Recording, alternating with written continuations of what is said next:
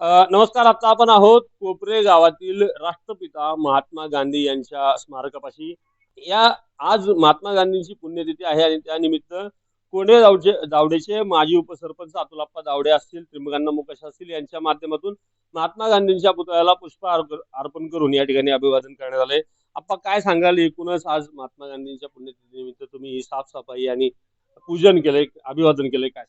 आदरणीय महात्मा गांधीजींनी या देशाला नव्हे संबंध जगाला अहिंसा आणि सत्याचा मार्ग दाखवला आणि खऱ्या अर्थानं आपल्या देशाचा नावलौकिक जो मोठा झालाय त्या अशा व्यक्तींमुळेच आदरणीय गांधीजींनी या देशामध्ये अनेक सत्याग्रह केले, अनेक मोर्चे काढले. खऱ्या अर्थानं त्यांचं योगदान हे अतिशय मोलाचं आहे. आणि त्यांच्या बाबतीत सांगायचं झालं तर मी एवढं सांगेल की जोपर्यंत चंद्र आणि सूर्य आहे तोपर्यंत आदरणीय महात्मा गांधीजींचा नावलौकिक आणि नाव तसंच अमर राहील.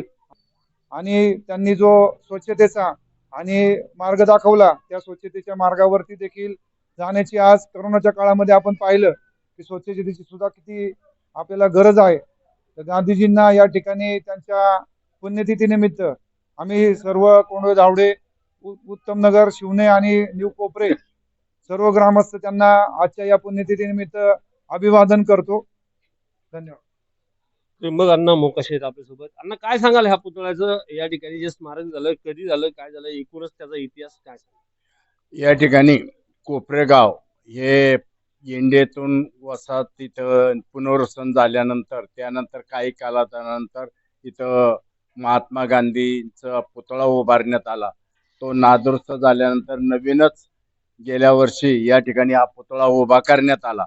देशाला महान संदेश देणारे महात्मा गांधी अहिंसा आणि सत्य त्यांनी आंदोलन फार केले. मिठाचा सत्याग्रह असेल आणि देश स्वतंत्र करण्याकरता त्यांनी शांत मार्गाने देशाला स्वातंत्र्य मिळवून दिले. एक अगोत व्यक्ती अशा थोर नेत्याला मी अभिवादन करतो. ठीक आहे. एकूणच या ठिकाणी राष्ट्रपिता महात्मा गांधी यांना वंदन करून अभिवादन करून त्यांच्या पावलावर पाऊल ठेवून आज जगाने चाललं पाहिजे अशा प्रकारच्या भावना अतुलाप्पा दावडे असतील, त्रिमगांना मुकाश असतील यांनी व्यक्त केल्याचं आपल्याला पाहायला मिळतं.